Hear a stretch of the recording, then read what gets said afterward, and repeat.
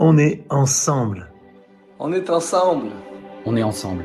On est ensemble. On est ensemble. On est ensemble.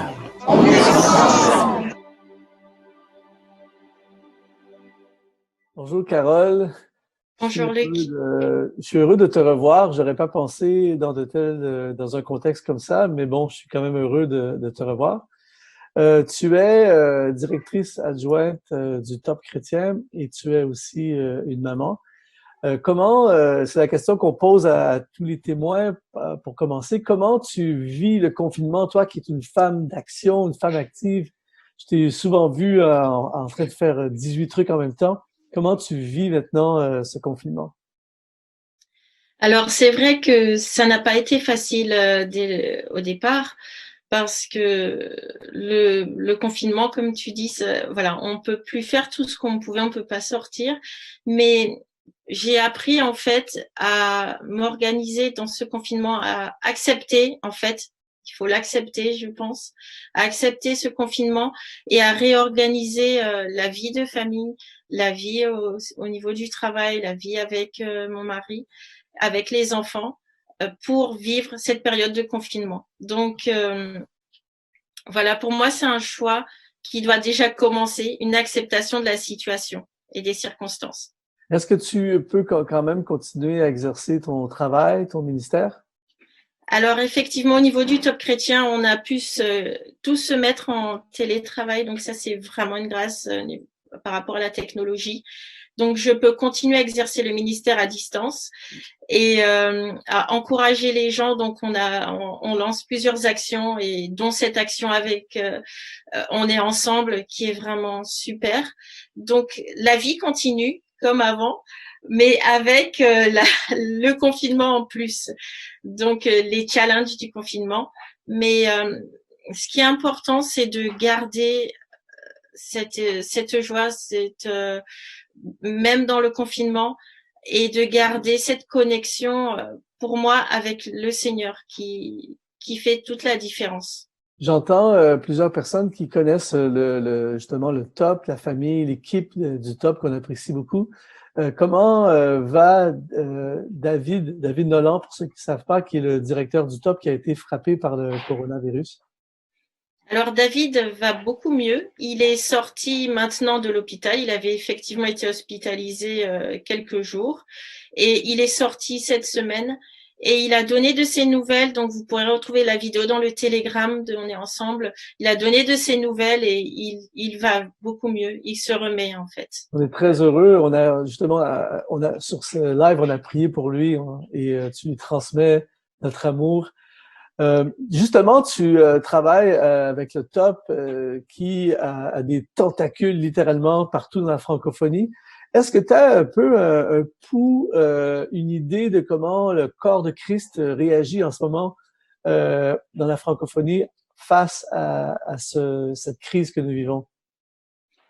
Oui, alors c'est vrai que je pense que le corps de Christ a été secoué et ébranlé par tout ça.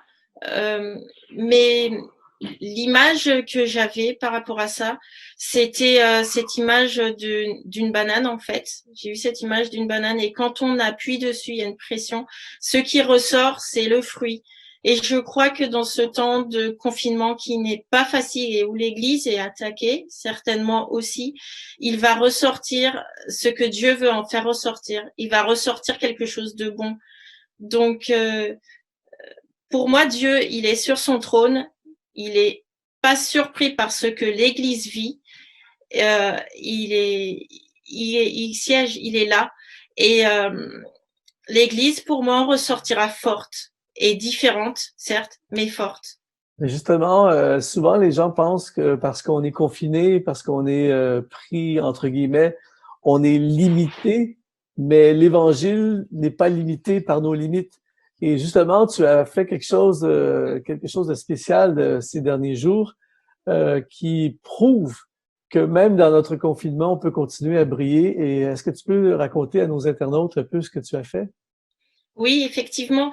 Alors, j'ai très à cœur le personnel soignant parce qu'ils sont au front. Et je me demandais comment les encourager de façon concrète, on va dire, et comment leur montrer que l'Église, elle fait la différence par la prière. Donc j'ai eu à cœur de faire de me prendre en photo avec un t-shirt merci d'exister et de dire, de les encourager en leur disant merci pour tout ce qu'ils font. Et je l'ai posté aussi sur mes réseaux sociaux. Et ce que j'ai fait, en fait, ma mère avait été soignée dans l'hôpital de Champigny, qui est la ville où j'habite. Et je me suis dit, je vais leur écrire. Donc, je leur ai écrit ce petit mot que je vous lis. Cher personnel soignant de Champigny, merci pour tout ce que vous faites jour après jour en cette période de crise sanitaire. Vous donnez de votre temps, de votre personne et parfois de votre vie pour sauver d'autres vies. Je suis confinée chez moi, mais j'ai à cœur de vous encourager à ma façon, par la prière et par instruire, pour vous dire merci. Et j'ai envoyé cette photo et le lendemain, j'ai reçu cette réponse. Madame, bonjour, merci infiniment pour ce mail et pour vos encouragements. Je transmets également à mes collègues, encore merci. Cela est très touchant, cordialement. Donc voilà, c'est ce que le Seigneur m'a mis à cœur et je l'ai fait simplement. Et derrière, j'accompagne de prières. Justement, les gens en ce moment qui sont confinés, des fois, peuvent avoir cette impression de qu'est-ce que je peux faire? Et je ne sais pas si tu as vu cette image humoristique là, sur les réseaux sociaux où ça te dit, il y avait cette déclaration, là, on est en guerre, et là, tu vois, 1945, un soldat dans un trou prêt à faire la guerre, puis tu vois, 2020, tu vois quelqu'un qui est écrasé sur son canapé en train de manger des chips. Et des fois, on a cette impression on peut rien faire, on est confiné. Mais quels seraient tes conseils pour les personnes, les milliers qui nous regardent et qui sont confinés chez eux, pour ne pas qu'on devienne justement des gens qui sont écrasés sur le canapé, mais qu'on puisse quand même continuer à servir Jésus, mais dans nos limitations. Quels seraient tes conseils? Alors, ça me fait penser à ce que je dis à mes enfants qui sont en bas âge. Hein. Le matin, j'aime bien leur dire confinés, mais pas écrasés. Donc, voilà, je les encourage comme ça. Et ce que je veux dire à chacun, c'est qu'effectivement, on est confiné, mais on peut faire des actions. On a tous des voisins.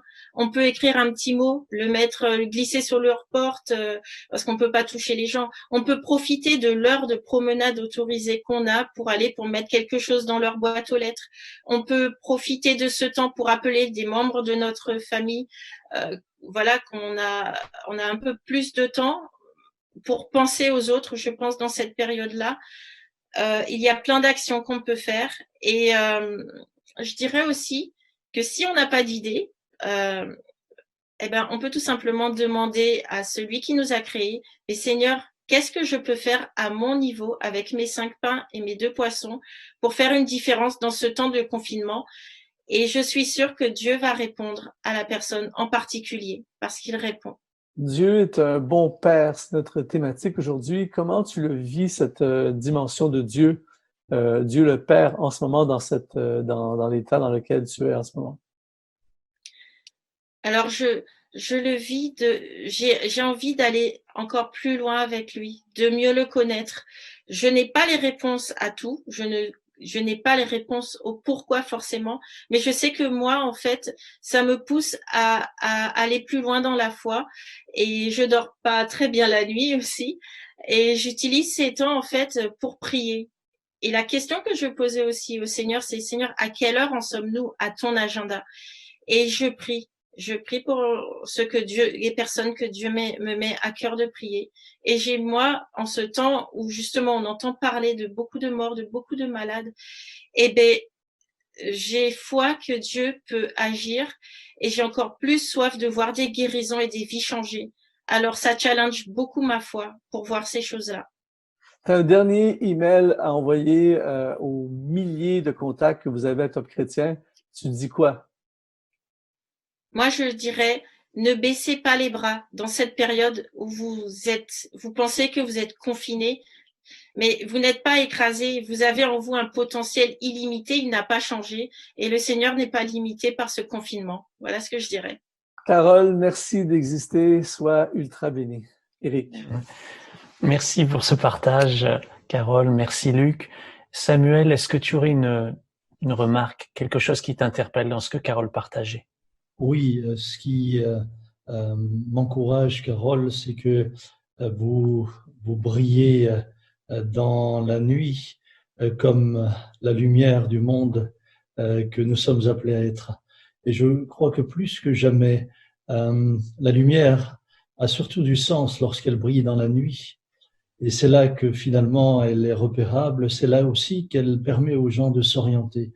Merci Carole pour ce beau témoignage et merci pour tous ceux qui vont le mettre en pratique de tant de manières différentes. Je sais que le peuple de Dieu est riche en idées. Ouais, amen. Amen, en effet.